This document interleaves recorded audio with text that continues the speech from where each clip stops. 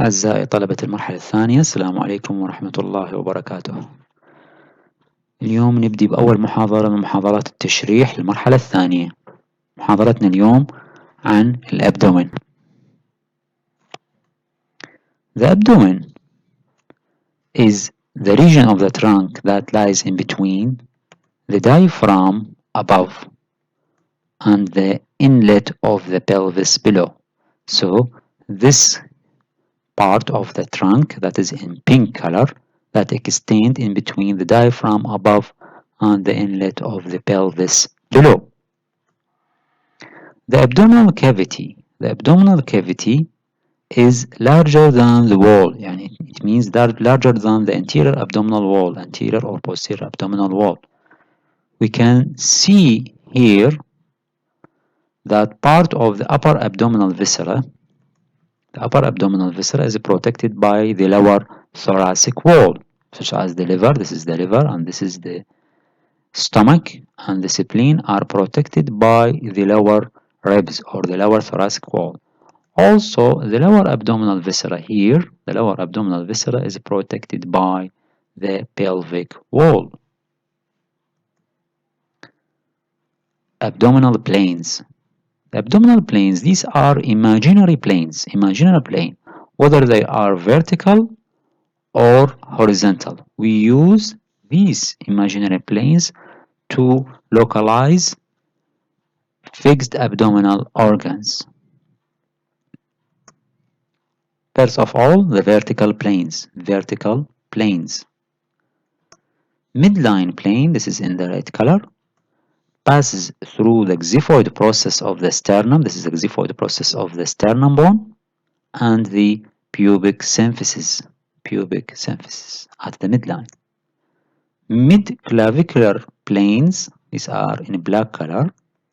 Mid-clavicular planes passes through the midpoint of the clavicle, crosses the costal margin just lateral to the tip of the ninth costal cartilage, and it passes through this point midway in between the anterior superior iliac spine and the symphysis pubis. This is symphysis pubis. This is a joint that present or bound the two pubic bones. Horizontal planes. From the horizontal plane that is important is the Transpiloric Plane. It is called Transpiloric Plane because it passes through the pylorus of the stomach, although it is not constant that the pylorus lies at this level. This horizontal plane lies midway in between the suprasternal notch of the manubrium of the sternum and the upper border of the pubic symphysis. It lies at the level of L1, first lumbar vertebra, and it meets the costal margin at the tip of the ninth costal cartilage. What are the structure of the transpaloric plane or at the level of L1, first lumbar vertebra, is the hilum of both kidneys, origin of the superior mesenteric artery, which is the artery of the midgut, termination of the spinal cord, يعني نهاية الحبل الشوكي, neck, adjacent body and head of the pancreas, confluence of the superior mesenteric and the splenic vein to form the portal vein. And the pylorus, as we said, it is not constant at this level. This is a schematic drawing of the transpaloric plane passing through the hilum. These are the kidneys. This is through the hilum of both kidneys. The hilum معناها بالعربي السرة، معناها المنطقة اللي تدخل من عندها الارتريز والفينز ويطلع من عندها اليوريتر. Also it passes through the pylorus and it passes also through the pancreas. Also we can see here, this is the hilum of both kidneys, and this is the end of the termination of the spinal cord, and this is the pancreas. Another plane, which is called the subcoastal plane, is a line or plane joining the lowest point of the costal margin. This is the costal margin. It lies at the level of third lumbar vertebra, L3, passes through the origin of inferior mesenteric artery from the aorta, which is the artery of the hindgut, and the third part of the duodenum. Another plane, another horizontal plane, is the supracrystal plane. Supracrystal plane, from its name, joins the highest point of the iliac crest on each side. This is the iliac bone or the ilium. Its upper curved region called the iliac crests. The highest point is joined by this plane, which is called supracrystal plane. It lies at the level of L4, fourth lumbar vertebra, marks the level of bifurcation of the abdominal aorta. What is the importance of this supracrystal plane on the posterior abdominal surface is used to perform lumbar puncture يعني عملية سحب السائل الشوكي. At the level of L3, either in between L3, L4 or L4, L5. This is which is safe below the termination of the spinal cord. As we said before, the spinal cord will end at the transpiloric plane at the level of L1. So we choose either in between, we pass a needle in between L3, L4 or L4, L5 because in this region the spinal cord will be terminated. Here we can see this is the third lumbar vertebra, L3, L4 or L4, L5, and we can see this needle, which is the CSF needle, pass in between the vertebra to reach to the spinal canal, and we can draw a sample of cerebrospinal fluid, CSF. Another plane, intertubercular plane. Intertubercular plane joins the tubercles of the iliac crest. On the iliac crests, just 5 cm posterior to the anterior suprailiac spine, we have what we call the iliac tubercles.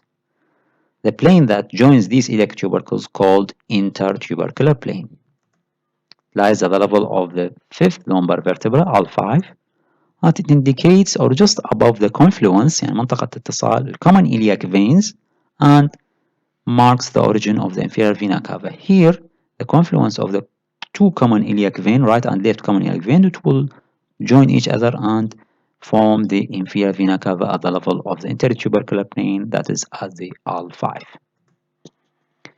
Another plane is the interspinous plane. Joins the centers of the anterior superior iliac spine. These are the anterior superior iliac spine. It is the anterior end of the iliac crest, anterior superior iliac spine, joined by the interspinous plane. It passes through either the lumbosacral disc or the sacral promontory. Sacral promontory, this means the prominent part of the first sacral vertebra called sacral promontory, or just below them depending on the degree of the lumbar lordosis. يعني منطقة التحدب الموجودة باللumbar vertebra is called lumbar lordosis, and the sacral inclination and curvature. Another planes, what we call transumbilical. Transumbilical, we have vertical and horizontal plane. This plane, one that is vertical and another horizontal that pass through the umbilicus. It will divide the abdomen imaginary into 4 quadrants: right upper, left upper, or right lower and left lower quadrants.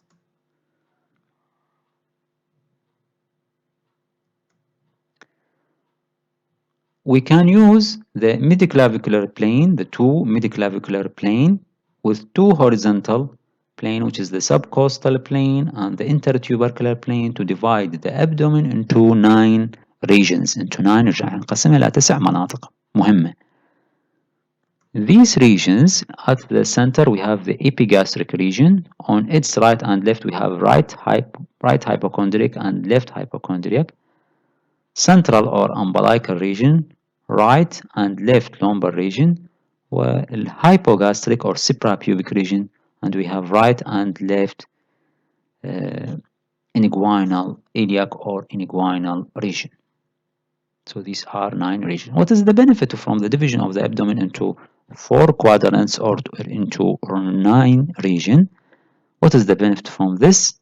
is used in the practice for descriptive localization. إذا نريد نحدد مثلا localization of mass، يعني مثلا عندنا وجود ورم، شلون راح نحدده؟ إنه راح نقول in the right upper quadrant or in the left upper quadrant.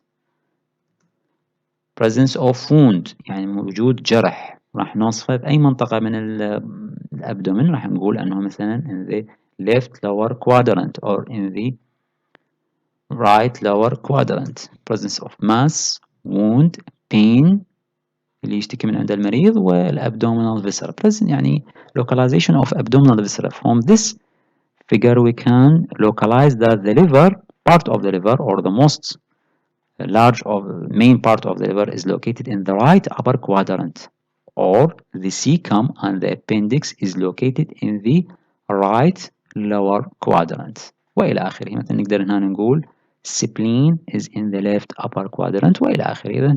إذا تفيدنا هذه regions، تقسيم regions والquadrants of the abdomen is used in the practice، يعني clinical application for descriptive localization of the mass, wound, pain, and abdominal viscera, especially the fixed abdominal viscera.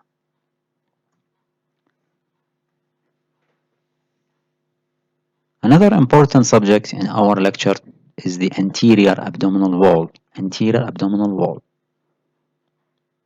Why it is important to study the anterior abdominal wall? Because during surgery we can do surgical incision. Surgical incision هذا اللي هو traditional incision or incision for laparoscopy. When we do an incision, we will pass through layers of the anterior abdominal wall to get through to the abdominal cavity to reach the organs. إلى أن نوصل للأعضاء اللي نريدها. So it is important to know the layers of the anterior abdominal wall. From this picture we can see from superficial to deep. The first layer is the skin. Next is superficial layer, superficial fascia. Next we have a muscle layer. Then transversalis fascia, layer of fascia that line the transversus abdominis muscle, and lastly extraperitoneal fascia covering the parietal peritoneum. So we can see these layers, and when we do an incision in the anterior abdominal wall, this incision, when we want to repair it or to stitch it, it should be closed in layer. يعني لما راح نرجع يعني خياط الجرح أيضا راح يكون in layers. يعني first of all the surgeon will repair the peritoneum, next the fascia, then next the muscle layer and the superficial fascia, and lastly he or she will repair the skin. The surface anatomy of the anterior abdominal wall, what are the elevations and depressions that is apparent here. At the midline we can see a linear depression in the midline. It is called linea alba. This linea alba it means the white line. It means the white line. It is formed by the aponeurosis of this thin sheet muscle, abdominal muscle. Fusion of the aponeurosis of this thin sheet muscle, abdominal muscle, it will form the linea alba. Linea alba, it will extend in the midline, between the xiphoid process and the symphysis pubis, and the umbilicus, it will be tethered to it. This is the linea alba, and we can see this transverse section, how it is formed by the aponeurosis of these three thin sheet muscle, They extend in between the xiphoid process to the symphysis pubis, and the umbilicus is tethered to it. It's separate in between these two rectus abdominis muscle. Another landmark which is bound the lateral boundary, or it lies at the lateral boundary of the rectus abdominis muscle, is the linea similionaris. Linea similionaris is the lateral margin of the rectus abdominis muscle that forms a curved ridge. هذه هي rectus abdominis muscle واللي يسموها ال 6 packs. Its lateral margin especially when it is contracted، لما تكون هاي العضلة متقلصة، هاي lateral margin اللي هي راح تكون curved راح نسميها linea similionaris. linea semilunaris extend from the tip. This is the ninth costal cartilage, from the tip of the ninth costal cartilage to the pubic tubercle. From the tip of the ninth costal cartilage to the pubic tubercle. Thank you.